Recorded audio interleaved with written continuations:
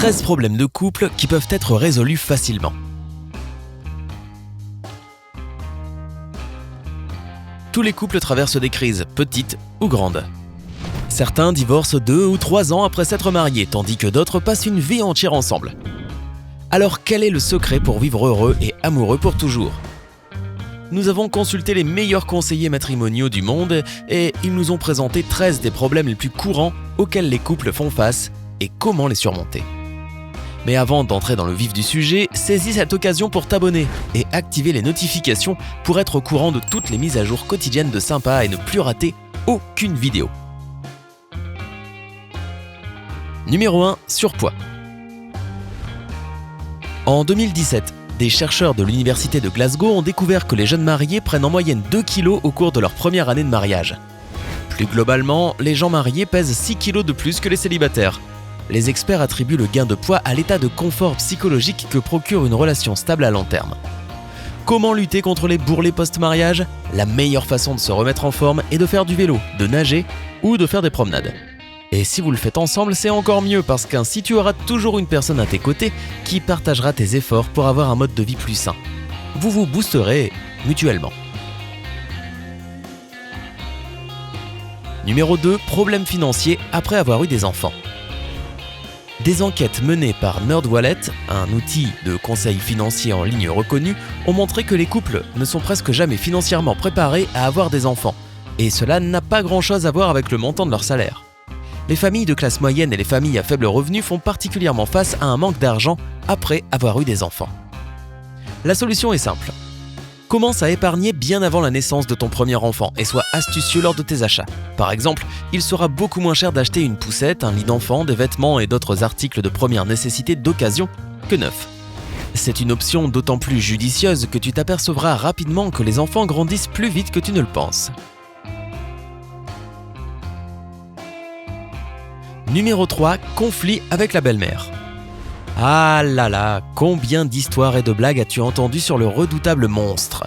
Les psychologues reconnaissent que les tensions sont particulièrement fortes entre les épouses et leur belle-mère. La recherche de la docteure Evelyn Duval a montré que 67% des belles-mères n'étaient pas satisfaites de la femme de leur fils, tandis que 75% des belles-filles n'aimaient pas la mère de leur mari. Pire encore, toute cette négativité et cette tension sont préjudiciables aux deux parties. Des scientifiques de grandes universités japonaises et américaines ont découvert que les femmes vivant avec leur belle famille, mère ou fille, ont un risque 2 à 3 fois plus élevé de développer une maladie coronarienne. Maman, tu me tues. La meilleure façon d'éviter les conflits avec tes beaux-parents est de vivre séparés. Et si tu n'as pas l'occasion ou les moyens de vivre de façon autonome, garde toujours la communication ouverte, honnête et polie. Explique à ta belle-mère ou à ta belle-fille ce qui te dérange tellement dans ce qu'elle fait. Une fois que vous avez identifié le problème, vous pouvez travailler ensemble à le résoudre de manière pacifique et respectueuse. Numéro 4, des envies de dépenses contradictoires. Selon les statistiques, les disputes au sujet de l'argent sont l'un des plus grands facteurs de destruction des mariages. La société d'éducation financière Ramsey Solutions a interrogé plus de 1000 adultes américains sur le sujet et en est parvenu à exactement la même conclusion. Après le mariage, vos finances personnelles se joignent, ce qui peut devenir très stressant pour un grand nombre de personnes, surtout si un conjoint gagne plus que l'autre. Malheureusement, beaucoup de couples ont tendance à éviter de parler d'argent jusqu'à ce que tout ce ressentiment s'accumule au point d'exploser en dispute. Les experts financiers recommandent de faire exactement le contraire, ne pas hésiter à discuter de questions financières. Il faut établir des priorités. Votre famille épargnera-t-elle ou investira-t-elle de l'argent ? Envisagez-vous de faire des rénovations ou de partir en vacances l'an prochain ? En répondant à de telles questions, vous pourrez déterminer la stratégie financière de votre famille pour de nombreuses années à venir, en mettant un frein au désordre et aux hurlements destructeurs qui s'ensuivent.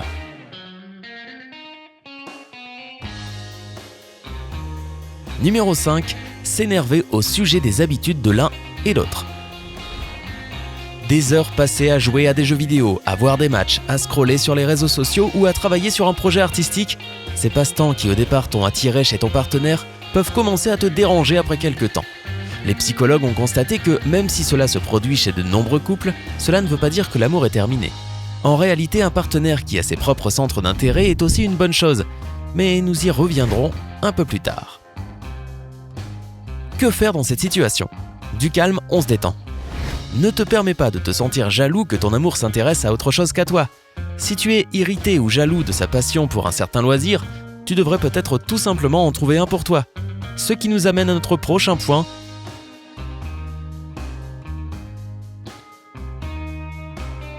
Numéro 6. Passez tout votre temps ensemble. On pense à tort que les amoureux devraient passer tout leur temps libre ensemble, parce que cela consolide la relation et contribue à façonner leurs intérêts communs. Bien que vous devriez impérativement faire des choses ensemble, évidemment vous n'avez pas besoin de passer tout votre temps collés l'un à l'autre, sinon vous risquez de vous lasser très vite. N'oublie pas que les deux membres du couple restent des individus qui devraient avoir leur propre passe-temps et leur propre temps libre pour eux et juste pour eux. Le fait de passer du temps libre séparément et d'avoir vos propres intérêts renforcera votre relation. Numéro 7. Oubliez les dates importantes. Lorsque ton partenaire oublie votre anniversaire de mariage, le jour de votre premier baiser ou toute autre date importante, cela peut te chagriner parce que tu as l'impression que cette personne ne se soucie ni de toi ni de votre relation. Mais il s'avère que même les gens parfaits oublient des choses importantes. Cela peut être dû à une surcharge de travail ou à une autre distraction. Cela peut aussi être parce que ces dates ne comptent pas tant que cela pour ton conjoint qui se préoccupe plus de sa relation avec toi que de simples annotations sur un calendrier. Si tu veux que ton partenaire se souvienne de certaines dates qui sont importantes pour toi, rappelle-les lui. Ainsi, les déceptions seront évitées, tu ne seras pas en colère et ton partenaire ne sera pas gêné de son étourderie. Numéro 8. L'ennui de la routine. Même si tu rêves que ta lune de miel dure pour toujours, le mariage ne fonctionne pas vraiment comme ça. Tôt ou tard, les bouquets de fleurs, les soirées romantiques et les discussions amoureuses sont remplacées par une routine ennuyeuse et sournoise. Il n'y a pas grand-chose à y faire. C'est qu'avec le temps, la folle passion amoureuse entre deux personnes qui viennent de se rencontrer se transforme en une relation plus apaisée, plus proche des sentiments forts que tu ressens envers ta famille. De plus, les priorités des personnes mariées sont différentes de celles des nouveaux amoureux. Ils ont un ménage commun, ont un prêt immobilier et peut-être des enfants. Ainsi, les rendez-vous romantiques ou les événements spéciaux doivent être planifiés en fonction de ces responsabilités. Les psychologues disent qu'il n'y a rien d'inhabituel à cela puisque la vie familiale consiste à respecter un certain horaire et à répartir les tâches. Gail Prince, co-auteur de Soul Dating to Soul Mating, recommande de programmer à l'avance les rencarts et les sorties romantiques. Cela vous aidera à garder cette étincelle dans votre relation. Numéro 9. Mauvais amis. Non seulement les jeunes mariés se retrouvent entourés de nouveaux membres de la famille, mais ils ont aussi un tas de nouveaux amis. Dans un jeune mariage, il arrive que les amis prennent trop de place dans la vie familiale ou qu'ils influencent mal la vie de ton partenaire, surtout lorsque tu ne les aimes pas, pour une raison ou une autre. Aussi difficile que cela puisse paraître, laisse ton compagnon avoir un meilleur ami qui n'est pas toi et ne le vois pas comme un rival qui se dispute l'attention de ton partenaire. Le sociologue Geoffrey Grafe est convaincu que les couples mariés ont besoin d'amis. Et il ne s'agit pas seulement d'amis communs, mais aussi d'amis d'enfance et d'amis du travail. Ne critique pas la personnalité de pote de ton conjoint que tu n'aimes pas. Critique plutôt ses actions. Essaie de devenir son ami aussi, ou au moins sois courtois et ouvert d'esprit. Après tout, les premières impressions peuvent souvent être fausses. Laisse ton partenaire avoir des amis en dehors de toi, et fais la même chose. Les amis, c'est la vie. Numéro 10. Différentes habitudes de sommeil. Dans les années 70, les scientifiques ont découvert les rythmes circadiens, et le fait que certaines personnes sont des couches-tard, tandis que d'autres sont des lève-tôt. Et si ces opposés polaires décidaient de créer une famille ? Cette union peut causer des problèmes, mais il n'y a pas vraiment de quoi s'inquiéter non plus. Tant que vous réussissez à trouver un compromis, votre mariage se passera bien si l'un d'entre vous est plus actif le jour et l'autre la nuit.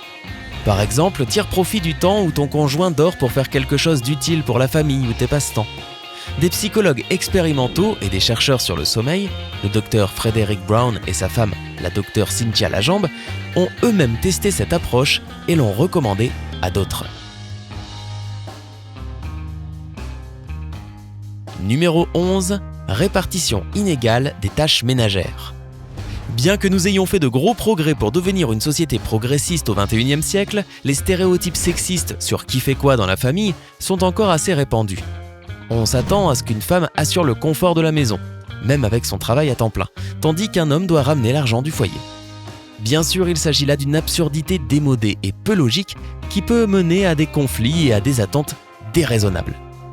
Ce que vous devriez faire, c'est diviser les tâches ménagères de la façon la plus efficace possible selon la situation. Si ta femme a fait des heures sup ce jour-là, prépare le dîner. S'il a cuisiné aujourd'hui, pourquoi ne pas s'occuper de la vaisselle après le souper ? Il suffit de s'entraider, c'est aussi simple que ça. Et si vous en avez les moyens, n'oubliez pas de profiter pleinement de l'incroyable technologie dont nous disposons aujourd'hui. Un lave-vaisselle et un aspirateur robot vous faciliteront la vie. Établissez des paiements automatiques pour vos factures afin de ne pas avoir à vous disputer pour savoir à qui le tour ou qui a oublié de payer pourquoi.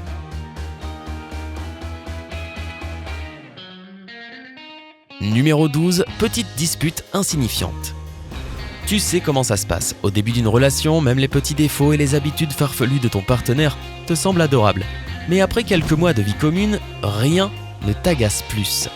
La façon dont il mange, marche, se brosse les dents, ferme les portes, les petites choses les plus insignifiantes chez l'autre peuvent susciter de grosses querelles et reproches. Si ta maison est devenue un champ de bataille, il est grand temps de réévaluer tes priorités. Ne tente pas de changer ton partenaire pour des bricoles. Si tu es vraiment préoccupé par la quantité de nourriture qu'il mange par exemple, au lieu de lever les yeux au ciel et de sortir des remarques désobligeantes, pourquoi ne pas tout simplement lui expliquer que tu es très inquiète pour sa santé ?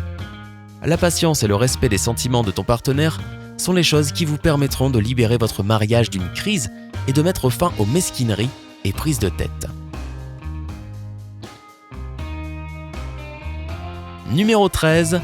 Regardez d'autres personnes. Ton partenaire a-t-il tendance à reluquer d'autres personnes quand vous vous baladez en public ? Cela devrait-il déclencher un scandale ou n'y a-t-il pas lieu de s'inquiéter ? Il n'y a pas de réponse unique à cette question. Certaines personnes se sentent vraiment blessées et inquiètes lorsque leur conjoint regarde d'autres hommes ou femmes, alors que d'autres s'en moquent totalement. Le docteur Kurt Smith, conseiller matrimonial, dit que beaucoup de ses clients masculins prétendent que c'est simplement une habitude et que regarder les autres femmes ne veut pas dire qu'ils veulent tromper leur femme. Mais si tu n'aimes pas que ton conjoint ait l'habitude de mater les autres, ne garde pas tes angoisses pour toi et parle de ton insatisfaction à ton partenaire. N'en fais pas trop non plus en transformant cela en une grosse dispute pleine d'accusations et d'insultes. Une fois de plus, la communication est la clé et un dialogue honnête et apaisé vous mènera beaucoup plus loin que des injures, des cris et des pleurs. Y a-t-il d'autres enjeux relatifs au mariage que tu ajouterais à cette liste ? Dis-le nous dans les commentaires ci-dessous. N'oublie pas de cliquer sur j'aime si cette vidéo t'a appris quelque chose et sur s'abonner. À bientôt sur Sympa.